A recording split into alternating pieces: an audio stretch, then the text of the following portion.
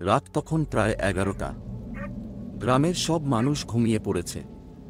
চারপাশে নিস্তব্ধতা, শুধু মাঝে মাঝে কুকুরের ঘেউ ঘেউ শোনা যাচ্ছে।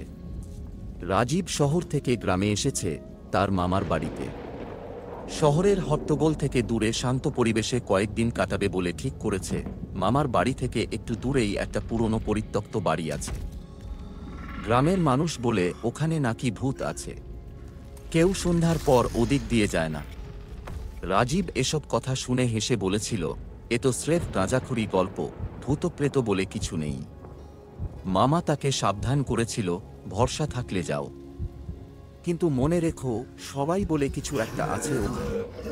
চ্যালেঞ্জ হিসেবে রাজীব ঠিক করল সে রাতে একা একা সেই ভূতের বাড়িতে যাবে।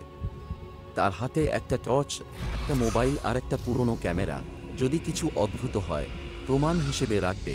রাত 12টা বাজতেই সে পৌঁছে গেল পুরনো বাড়ির সামনে। ভাঙাচোরা দরজা, জানালাগুলো মরিচা ধরালো। রাজীব টর্চ জ্বালিয়ে ভিতরে ঢুকল। ঘরের ভিতরে ধুলোমাকচার জাল, একটা পুরনো পালঙ্ক আর কয়েকটা ভাঙা চেয়ার পড়ে আছে। হঠাৎ একটা ঠান্ডা হাওয়া বইল, জানালাটা আপনাতেই খটাস করে বন্ধ হয়ে গেল। রাজীব একটু চমকে উঠল। হাওয়া তো ছিল না, দরজা এমন করে বন্ধ হলো কেন? সে ক্যামেরা বের করে ছবি তুলতে লাগল। হঠাৎ করেই ক্যামেরার স্ক্রিনে একটা অদ্ভুত ছায়া দেখা গেল। সেটা মানুষের মতো, কিন্তু মুখটা স্পষ্ট না। রাজীব ঘুরে তাকিয়ে দেখল কেউ নেই। এইবার একটু ভয় পেতে লাগল। সে ভাবল হয়তো ক্যামেরার গ্লিচ, কিছু না। কিন্তু তারপরই দরজার পেছন থেকে একটা শব্দ এলো, যেন কেউ ধাতব কিছু টেনে নিয়ে যাচ্ছে। রাজীব সাহস করে শব্দের দিকে এগোল। হঠাৎ পিছন থেকে ঠান্ডা একটা হাত তার কাঁধে ছুঁয়ে দিল। সে ঝট করে ঘুরে তাকাল, কেউ নেই। কিন্তু হাওয়ার মতো একটা কণ্ঠস্বর কানে এলো, এত রাতে এখানে এসেছ কেন? রাজীবের মুখ শুকিয়ে গেল, গলা শুকিয়ে কাঠ। সে কিছু বলার আগেই দেখল সামনের দেয়ালে রক্তের মতো লাল কিছুর ছোপ দেখা যাচ্ছে, যেন কেউ লিখেছে, ফিরে যা।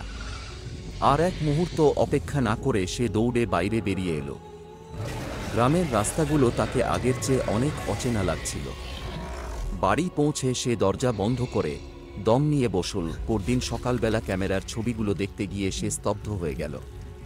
প্রতিটি ছবিতে তার পিছনে একটা অন্ধকার মুখ, লম্বা ছায়া দাঁড়িয়ে। অথচ সেগুলো সে তখন দেখতে পায়নি। রাজীব আর কোনোদিন সেই বাড়ির কথা মুখেও আনেনি। আমাদের চ্যানেলটি সাবস্ক্রাইব করুন, ভিডিওতে লাইক দিন এবং আপনার মূল্যবান মতামত কমেন্ট করে জানান। ভুলবেন না যেন।